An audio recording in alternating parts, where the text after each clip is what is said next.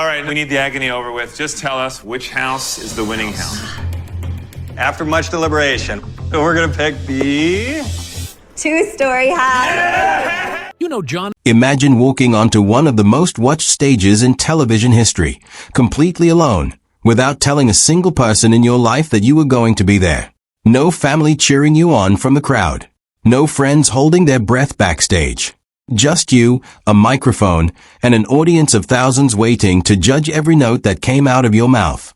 Most people would never even dream of doing something like that. But one woman did exactly that, and what happened next stopped an entire room cold. The judges leaned forward. The audience went silent. And within days, over 28 million people had watched that moment on YouTube alone. But here is the part nobody talks about. After all of that, she walked away. Not slowly. Not reluctantly. She just left. And for years, no one really knew why. Her name is Alice Fredenham, and this is her story. Alice grew up in Harpenden, a quiet town in Hertfordshire, England. From an early age, music was something she gravitated toward naturally, though not in the loud, confident way that people tend to imagine when they think of future performers. Alice was quiet. She was private. She carried her love for music the same way she seemed to carry most things in her life, inward, carefully, and mostly out of sight. As she got older, she held on to singing as something personal, performing occasionally at weddings and private parties while working full-time as a beauty therapist. It was not a glamorous path. It was not the kind of life that leads directly to television stages and viral moments. But it was hers, and for a while, that was enough. The first time Alice ever stepped onto a major televised stage was in 2012, when she auditioned for The Voice UK. She chose to sing a jazz standard, which already said something about who she was as an artist. At a time when pop music was dominating every chart, she walked in with a vintage sound that felt more at home in a candlelit supper club than on a primetime singing competition. But the gamble did not pay off. None of the 4 judges turned their chairs. She was sent home without a single word of encouragement from the panel, and that kind of rejection, especially in a public setting with cameras rolling, is not something that washes off easily. For someone who already struggled deeply with self-doubt, it must have stung in a way that went far beyond professional disappointment. What most people would have done at that point is stop, pull back, decide the universe had sent a clear enough message. But Alice did not stop. Instead, she made a decision that in hindsight seems almost reckless, but turned out to be one of the bravest things she ever did. She auditioned again, this time for Britain's Got Talent, in 2013. And she did it in the most Alice Fredenham way imaginable. She told absolutely no one. Not her parents. Not her closest friends. Not even her boyfriend at the time. She reasoned with herself that if things went badly, at least the humiliation would be hers alone to carry. She had already tasted failure on national television once before, and she was not willing to let the people she loved witness a second round of it. So she showed up alone, signed in alone, waited backstage alone, and when her name was called, she walked out onto that massive Britain's Got Talent stage by herself. The audience saw a young woman in a simple dress, visibly nervous, her eyes slightly red, her hands not quite steady. Before she sang a single note, she told the judges honestly that she was scared, that she had not told anyone she was there, that she was doing this alone because she simply could not face letting anyone down. The crowd responded warmly, but there was still that sharp, silent moment of tension before she started. And then she sang. She chose My Funny Valentine, a timeless jazz classic, and what came out of her was something that does not happen often on competition shows. It was not flashy. There were no big high notes designed to get the crowd on their feet. It was something quieter and somehow more powerful than that. Her voice wrapped around every word with such delicate control and such genuine feeling that the whole room seemed to hold its breath. Simon Cowell, who had seen thousands of performers cross that stage and who is not a man known for giving out praise easily, looked genuinely moved. When she finished, he told her that her voice was like liquid gold. Amanda Holden called it the most mesmerizing, sultry, and captivating performance she had ever heard on the show. David Williams told her she sang like a goddess. Alice, overwhelmed by a response she had never expected to receive, broke down in tears right there on stage. It was a moment that felt completely real, and that was precisely why it resonated so deeply. Within days, the clip had spread across the internet. Millions of people who had never watched a single episode of Britain's Got Talent found themselves sitting at their computers or phones, watching this quiet, nervous woman from Hertfordshire reduce a television studio to silence with a jazz song most young people had never even heard of. The clip remains one of the most viewed audition videos in the show's history, accumulating over 28 million YouTube views. Alice Fredenham had become, almost overnight, an international name. But fame, as Alice was about to discover, does not always feel the way you imagine it will. The semifinals came quickly, and with them came a pressure that was completely different in character from anything she had faced before. The audition had been a surprise, both for the audience and for Alice herself. Nobody had expected much from the nervous woman who walked out alone with no story behind her, and so when she sang, the reaction was one of genuine astonishment. But by the time the semifinals arrived, expectations were enormous. She was no longer a quiet surprise. She was a front runner, and that changed everything. Behind the scenes, the situation grew more complicated. She had prepared a song and was ready to perform it, but was asked to change it at the last minute. For most performers, that kind of adjustment might be stressful but manageable.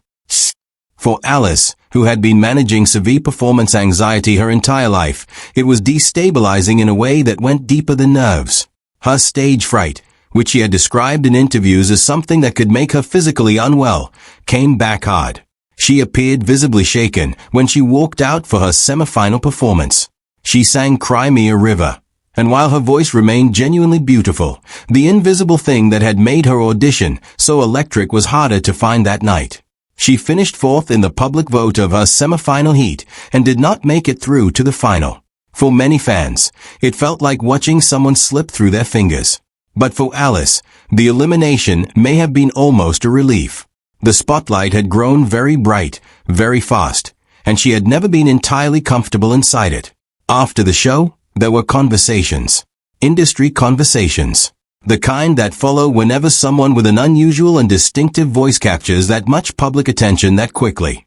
It was reported that Sony Music extended a demo deal to Alice, giving her the opportunity to record material and explore whether a full commercial album was possible.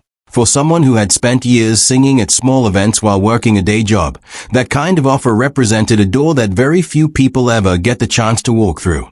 She entered the studio and began recording. But the door did not stay open. The label eventually decided not to move forward with a full release.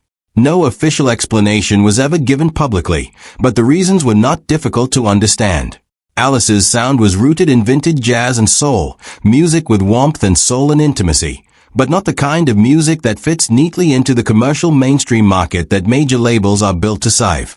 The pop landscape of 2013 and 2014 was not designed around the kind of artist Alice was, and the industry, rather than making space for her, simply moved on. For Alice, that second rejection carried a particular kind of weight. She had already battled through the fear of failure once to get to Britain's Got Talent.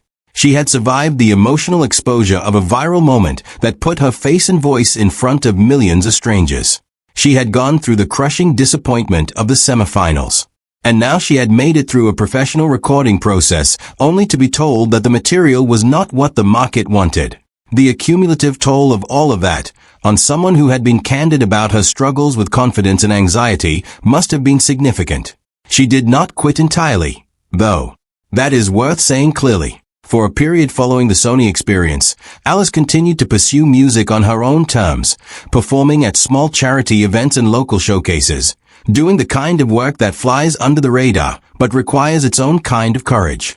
She was not chasing cameras. She was not trying to rebuild the viral moment. She was just singing, in rooms where the pressure was lower and the environment felt safer. And then, in early 2015, she made a move that showed real independence and determination. She launched a Kickstarter campaign to fund a debut album entirely on her own, without a label, without industry infrastructure, and without the kind of promotional machine that most artists take for granted. Her goal was £30,000. By the time the campaign closed, her supporters had pledged over 40,000. It was a genuine sign that the connection she had built with listeners was not shallow. These were not casual fans who had watched a clip once and forgotten it. These were people who believed in her voice enough to put their own money behind it. The album she produced was called Under the Covers. It was a collection of jazz and soul classics, exactly the kind of music Alice had always been drawn to. It did not try to modernize her sound or reshape her image for commercial purposes. It was simply Alice Fredenham, singing the songs she loved, in the style that felt most natural to her. Reviews from those who heard it were warm and sincere. People who had followed her since the BGT audition responded with real affection. The production was clean and thoughtful, and her voice on the recordings carried the same quiet power that had made that first televised performance so unforgettable. But the album had a problem that had nothing to do with its quality. Without label support, without distribution infrastructure, and without any significant promotional activity, Under the Covers simply could not reach beyond the audience that already knew about it. It never made it onto radio. It never landed on major playlists. There were no interviews, no press coverage, no tour. For an independent release built on the goodwill of dedicated supporters, it performed respectably.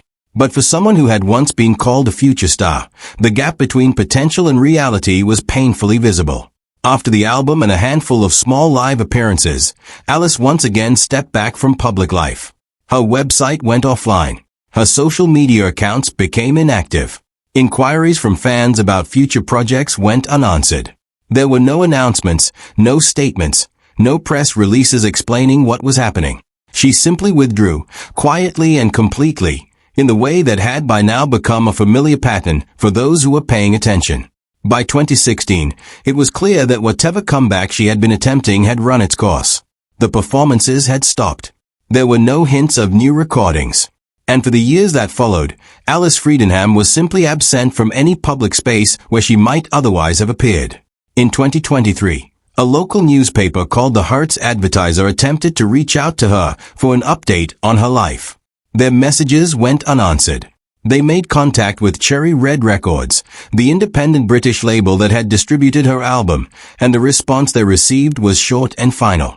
The label confirmed that Alice had retired from the music industry, and that she wished to retain her privacy.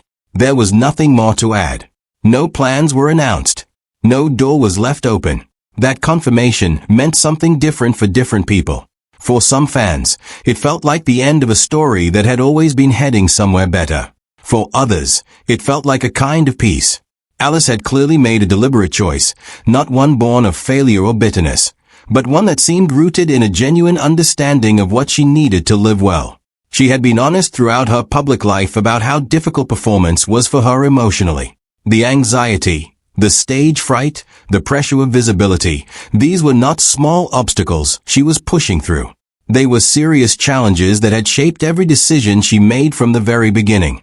What her story ultimately reveals is something that the entertainment industry is not particularly good at acknowledging. Not everyone who has exceptional talent also has the temperament for public life. Not every person who moves an audience wants to spend their life being watched. Alice Fredenham walked onto a stage alone, with no support and no safety net, and gave one of the most genuinely moving performances in the history of that show. She did it despite crippling fear. She did it without telling a soul.